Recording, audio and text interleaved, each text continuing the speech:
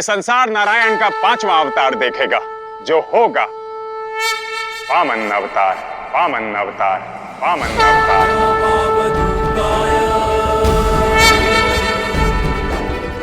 वामन अवतार,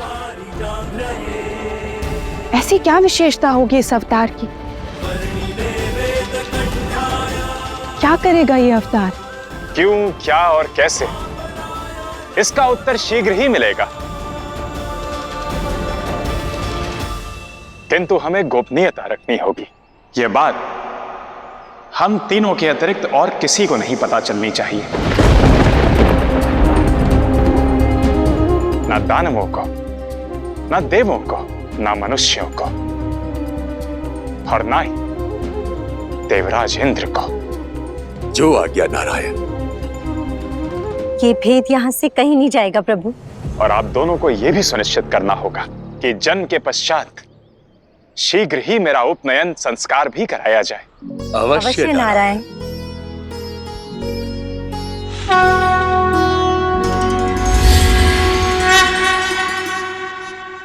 भाग्य कब सौभाग्य में बदल जाए कुछ पता नहीं चलता।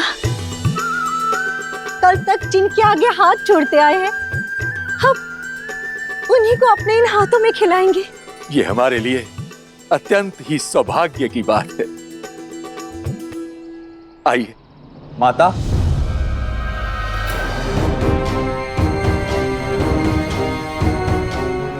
यह बात हम तीनों के अतिरिक्त और किसी को नहीं पता चलनी चाहिए, ना दानवों को, ना देवों को, और ना ही देवराज इंद्र को।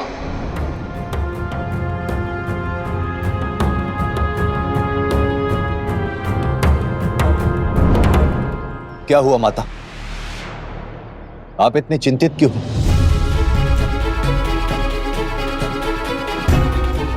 क्या कहा बलि ने? उसने ना कर दिया ना? हाँ, उसने केवल मेरी मांग को ही नहीं ठुकराया, मेरे सम्मान को भी ठेस पहुंचाई है। अपमानित कर दिया उसने हमें। मुझे दान में संसार की शांति दे दो। किसी को भी रिक्त हाथ भेजना असुर राज बलि के स्वभाव में नहीं है। दासियों, देव माता को यहाँ से बाहर निकाल।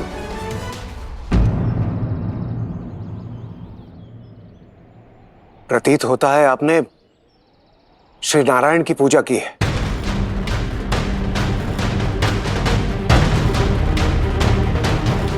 माता, कुछ तो हुआ होगा पूजा के पश्चात। कोई हल, कोई उपाय तो बताया होगा नारायण ने। क्या हुआ माता? आप इतने चुप क्यों हैं? दानवीर होकर भी बलि आपको खाली हाथ लौटा सकता है, किंतु नारायण आपकी प्रार्थना को कभी भी अस्वीकार नहीं करेंगे।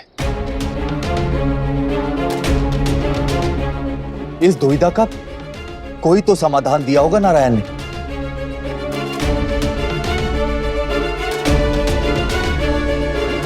तुमने ठीक कहा इंद्र।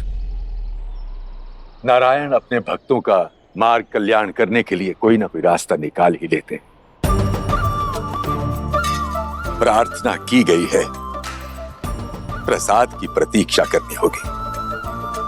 और इंद्र, मुझे विश्वास ही नहीं, पूर्ण विश्वास है कि उपाय भी मिलेगा। बस इंद्र, तुम संयम बनाए रखो। अर्थात जब तक उपाय ना मिले तब तक हम यूं ही हाथ पर हाथ धरे बैठे रहेंगे। इंद्र, जहां आस्था और विश्वास होता है वहां अधीरता नहीं होती। सब कुछ श्री हरि नारायण पर छोड़ दो इंद्र। रुक जाइए मत। हाँ, नारायण हैं, महादेव हैं और ब्रह्मदेव भी हैं, और हमें उन पर विश्वास भी। किंतु क्या मिला हमें इस विश्वास से, इस धैर्य से? उनके होते हुए भी पहले उस हिरण्यकश्यप ने और अब इस बलि ने मुझसे मेरा पद छीन लिया। ये विश्वास विष बनकर हमसे हमारा सब कुछ छीन रहा है, हमें मार रहा है माता। हाँ माता, अब हमें किसी पर विश्वास नहीं रहा। नारायण पर भी नहीं।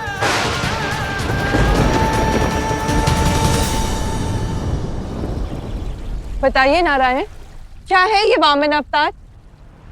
बताइए ना,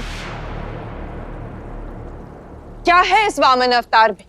अन्याय के विशाल और अथाह स्वरूप के सामने कैसे सत्य का एक छोटा सा स्वरूप, कैसे उसे छिन्न भिन्न कर सकता है, इसी का प्रमाण बनकर आएगा वामन अवतार। तो क्या इस अवतार में भी हमारा वियोग होगा? क्या इस बार भी हमारा प्रेम पीड़ा का दंश भोगेगा? नारायण, मैं जानती हूं अधर्म का नाश आपका कर्म है, किंतु आपके कर्म में हर बार हमारे साथ की, हमारे प्रेम की आहुति क्यों देनी पड़ती है? क्यों सदैव लक्ष्मी नारायण को विरह वेदना सहनी होती? क्या इस बार भी यही सब सहना होगा?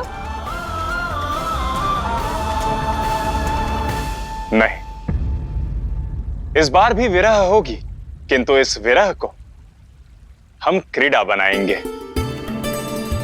सृष्टि के पालनकर्ता की भूमिका निभाते हुए हम एक दूसरे के लिए प्रेमी प्रेमिका की भी भूमिका निभा पाएंगे।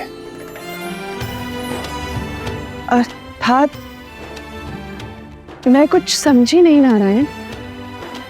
समझाता हूं, चलिए।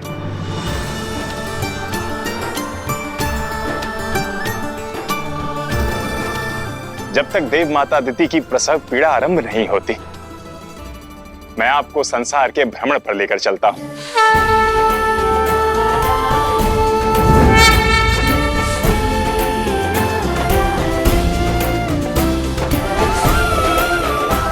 और आशा है कि इस प्रकार से, इस अवतार के रूप में आपको विरह वेदना नहीं सहनी होगी। अर्थात जैसे भार्गवी के स्वरूप में आप मेरे लिए विवाह का प्रस्ताव लेकर आए थे, वैसे ही इस अवतार में मैं विवाह का प्रस्ताव लाऊंगी आपके पास।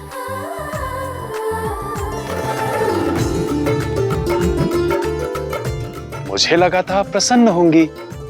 हाँ नारायण, मैं बहुत प्रसन्न हूँ और अति उत्साहित भी। बस सोच रही थी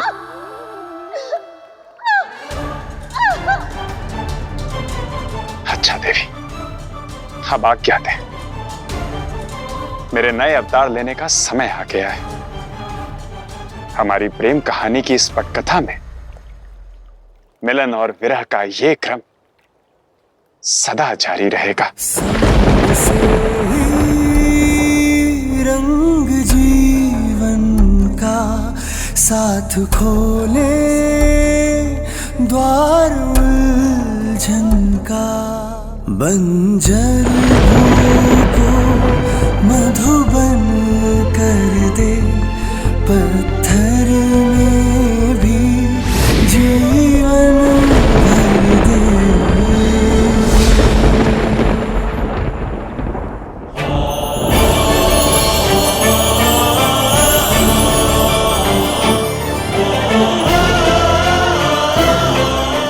मैं कौन हूं, मेरा अस्तित्व क्या है, ये सब भूलकर मैं यही आपकी प्रतीक्षा करूंगी नारायण।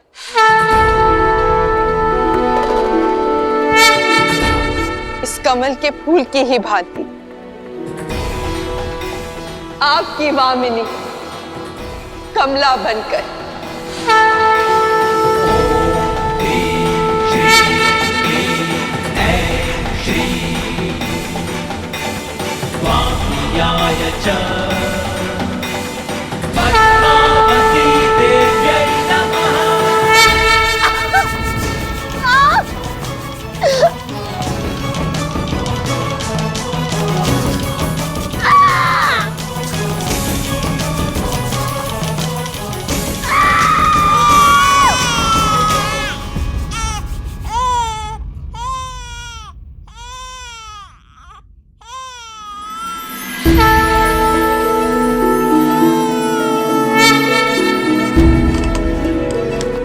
बधाई हो, पुत्र हुआ है। मेरा मेरा छोटा भाई आया है, उपेंद्र आया है, उपेंद्र। भाई नहीं, समस्या है ये।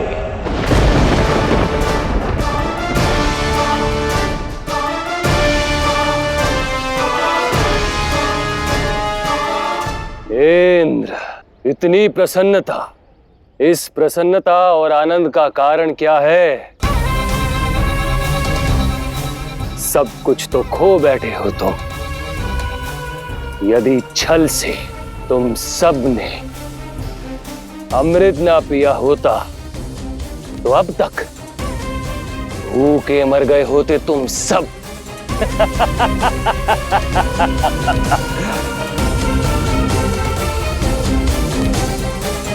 किंतु अब जो जन्मा है इसने तो अमृत भी नहीं पिया।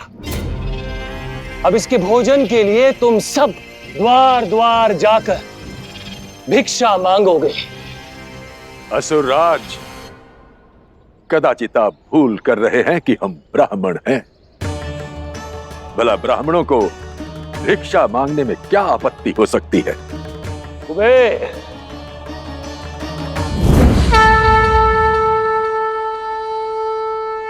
क्या तुम्हें ज्ञात है कि एक ब्राह्मण भिक्षा मांगने योग्य कब होता है? जब उसका उपनयन संस्कार हो जाता है। तो जब भी इंद्र के भाई उपेंद्र का उपनयन संस्कार होगा तो हमारी ओर से उन्हें भिक्षा मांगने के लिए एक भिक्षा पात्र देना। आदेश स्मरण रहेगा ना? जो आज्ञा असुरराज।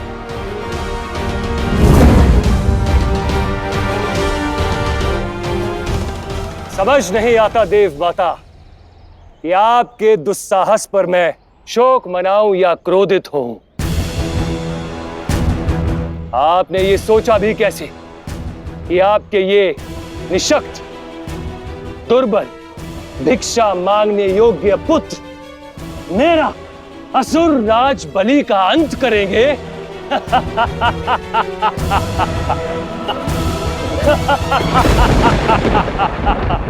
ना जाने कब वो दिन आएगा जब हम इसके कटाक्ष का उत्तर दे पाएंगे। कौन कराएगा हमें इसकी प्रताड़ना से मुक्त? कौन लौटाएगा हमारा खोया हुआ अस्तित्व और सम्मान? ये लौटाएगा।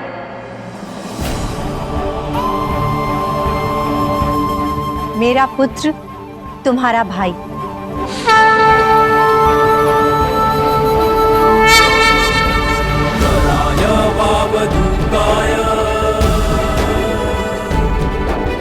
वशिने वारी जान रहे,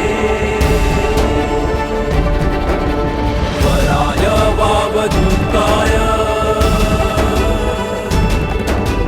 वशिने वारी जान रहे। हाँ, मेरा पुत्र वामन।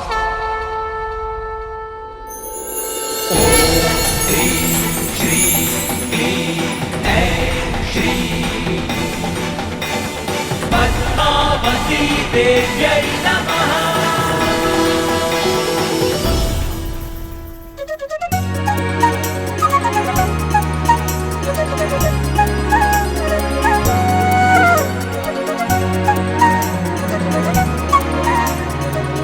मेरे भाई उपेंद्र ने आते हम सबके मुख पर प्रसन्नता की मुस्कान बिखेर दी।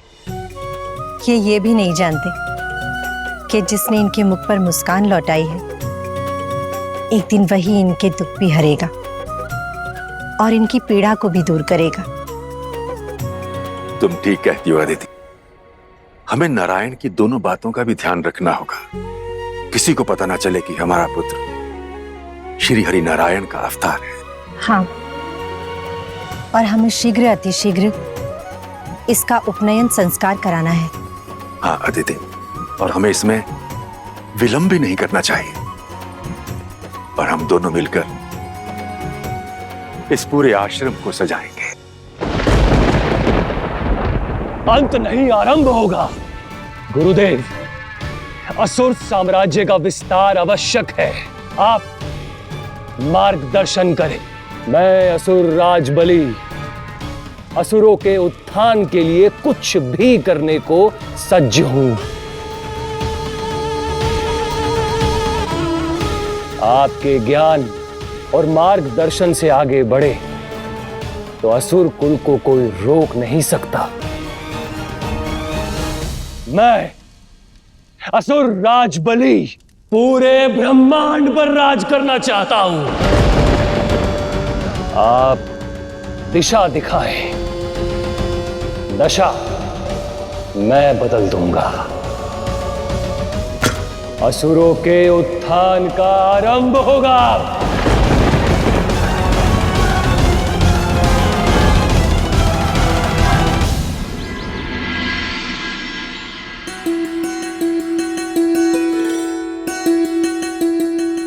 क्या हुआ? अब तक आया क्यों नहीं? जाने कहां रह गया वो? हवन के लिए लकड़ियां लेने गया है। हमारा वामन आता ही होगा। अरे वो आ रहे अरे देखो देखो, ऐसा नाटा तो मैंने पहली बार देखा है। उपनयन संस्कार के बाद तो तुम्हें किसी की भिक्षा लेनी पड़ेगी। तुम्हें तो किसी की गोद का सहारा लेना पड़ेगा। इतने से हो नहीं, तुम्हें तो कोई भी उठा ले जाएगा। भोला वामन, नाटा वामन, भोला वामन।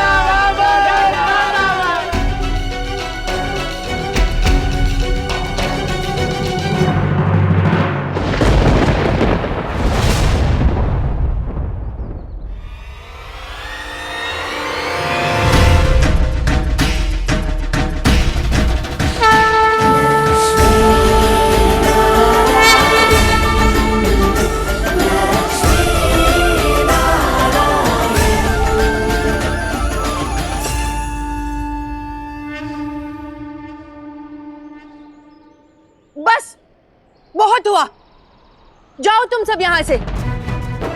यदि इस वामिनी की बुद्धि फिर गई ना तो मैं तुम्हें श्राप दे दूंगी। और फिर देखना, मेरी तो केवल लंबाई छोटी है, तुम सबकी आयु छोटी हो जाएगी। जाओ यहां से।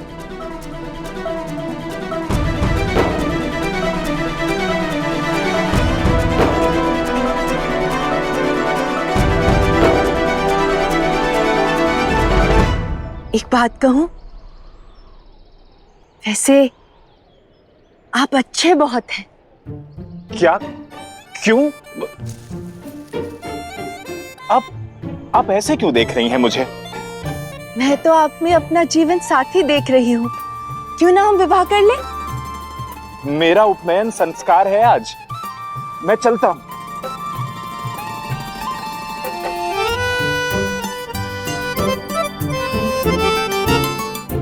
नारायण नारायण। प्रणाम प्रभु। प्रभु, उलझा हुआ हूं, तनिक इस भक्त की उलझन को सुलझा देंगे?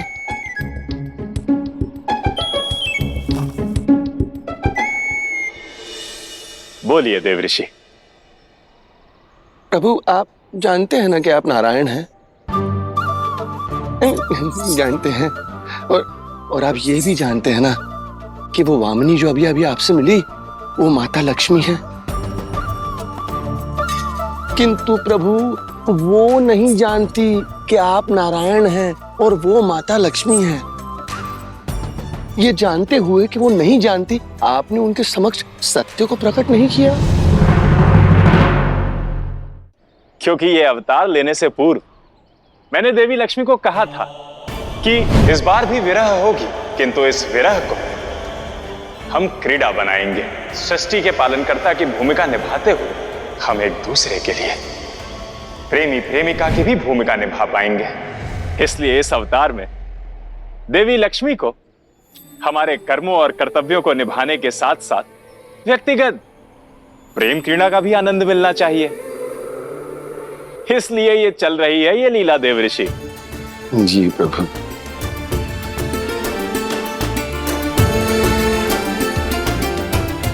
चलता हूं देवऋषि। जी प्रभु। नारायण नारायण। मेरा निश्चय दृढ़ और संकल्प अटल है। मैं असुर राज बलि पूरे ब्रह्मांड पर राज करना चाहता हूं। आप केवल मार्ग दिखाइए। तुम्हारी समस्त अपेक्षाएं और मेरे स्वर्णिम स्वप्न को पूर्ण करने का केवल एक मार्ग है। क्या गुरुदेव? अश्वमेघ यज्ञ।